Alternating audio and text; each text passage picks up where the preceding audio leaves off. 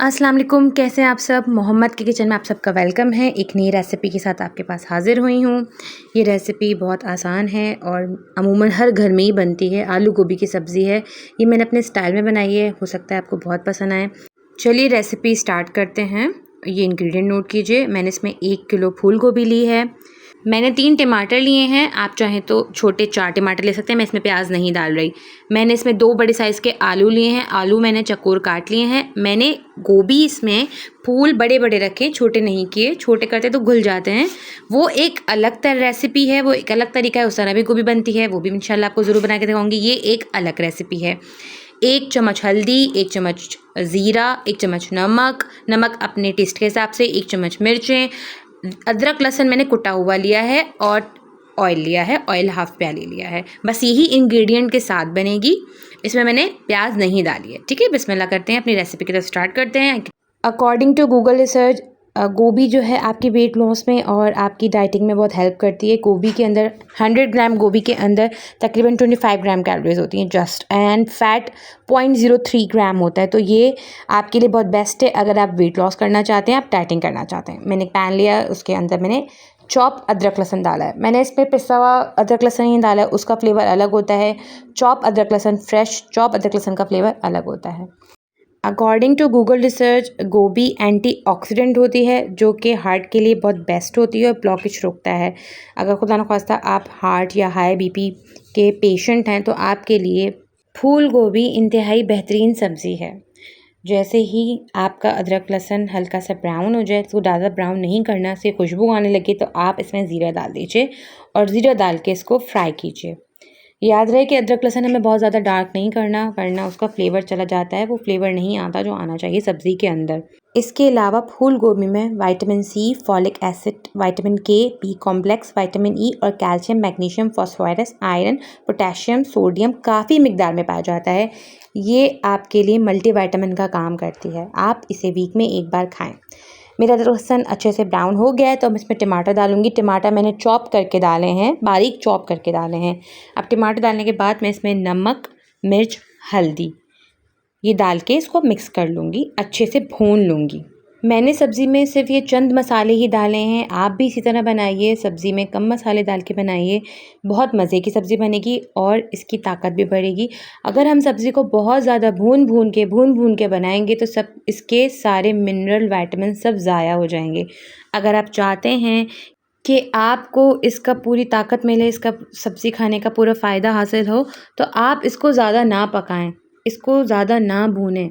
आप पहले ही मसाला भून लें एंड मसाला भूनने के बाद लास्ट में आप सब्ज़ी डालें ताकि आपकी सब्ज़ी खिली खिली भी रहे, उसके आपके फ़ायदे भी मिलें, मिनरल भी मिलें, विटामिन्स भी मिलें, आपको फॉलिक एसिड भी मिले और आपके अंदर ताकत आए। टमाटर डालने के बाद मैंने इसको अच्छे से भून लिया है और इसे ढक कर पकने के लिए रख दिया है।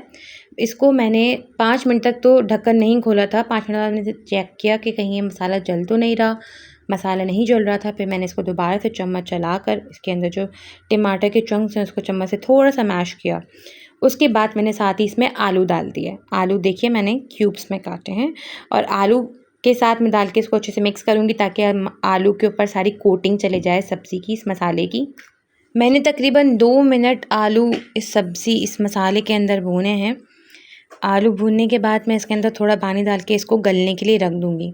जब तक आलू गलेंगे, आलू तकरीबन 10 मिनट के अंदर आपके गल जाएंगे, क्योंकि ये बहुत बड़ी साइज़ के नहीं हैं, इतना टाइम लगता है इसको गलने में। जितनी देर में आपके आलू गलेंगे, मैं आपको एक रिसर्च बताती हूँ। अकॉर्डिंग टू गूगल रिसर्च फूल गोभी बलगम और सीने में जलन को रोकता है और ये गम्स यानी मसूड़ों के लिए भी बहुत ज़्यादा ताकतवर है। अगर आपके दांतों में मसले हैं, आपके गम्स में कुछ मसला है, ब्लीडिंग वगैरह होती है, मसूड़े के और भी प्रॉब्लम्स होती हैं, तो अगर आप फूल गोभी खाते हैं तो उससे आपको बहुत फ़र्क पड़ता है।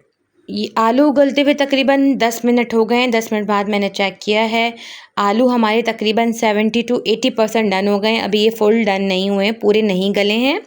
तेल ऊपर आ गया है, मसाला माशाल्लाह से फ्राई हो गया है, खूबसूरत सा रंग आ गया है। तो अब हम इसके अंदर गोभी डाल देंगे। गोभी के फूल मैंने बड़े काटे हैं। मैंने आपसे पहले भी अर्ज़ किया था कि कुछ लोग गोभी के बारीक बारीक टुकड़े करके डालते हैं, वो भी बनता है, वो उससे आप उस तरह भी बना सकते हैं, जैसे आपको पसंद है। मुझे इस तरह पसंद है, मुझे गोभी के फूल बड़े बड़े खिले खिले ज़्यादा पसंद है, तो मैं इस तरह बनाती हूँ।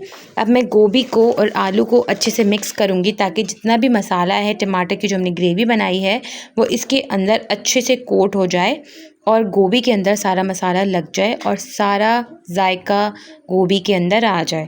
देखिए मैं इसको अच्छे से मिक्स कर रही हूँ और हल्के हाथों से मिक्स कर रही हूँ, बहुत ज़्यादा ज़ोर ज़ोर से नहीं कर रही, बस इसको फ़ोल्ड कर रही हूँ, जैसे हवा के अंदर चला रही हूँ आहिस्ता आहिस्ता। फिर मैं इसको ढक के पकने के लिए रख दूँगी 7 से 8 मिनट के लिए। इतना ही टाइम चाहिए होता है इसको पकाने के लिए। हमें इसको बहुत ज़्यादा नहीं भूनना, बहुत ज़्यादा नहीं पकाना। बीच में मैं इसे एक बार चेक कर लूँगी कि गोभी नीचे से लग तो नहीं रही। अब आप देखिए कब की गोभी रेडी है।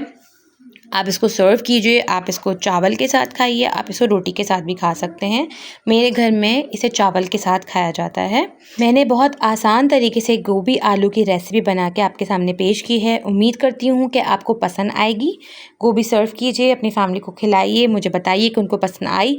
मैंने गोभी आलू की सब्ज़ी को हरी मिर्च और टमाटर को जूलियन करके गार्निश किया है। अगर खाने को प्यार और मोहब्बत से बनाएं तो हर खाना बेहतरीन बनता है, ये मेरा दावा है। अब चलती हूँ, मिलूँगी किसी नई रेसिपी के साथ, इस दुआ के साथ कि अल्लाह ताला हम सब के दस्तरखान हमेशा आबाद रखे। मुझे और मेरी फैमिली को हमेशा दुआ में याद रखिएगा और मेरा चैनल सब्सक्राइब कीजिए, मुझे आपकी सपोर्ट की बहुत ज़रूरत है। अल्लाह हाफ़िज़, अपना ख़याल रखिएगा।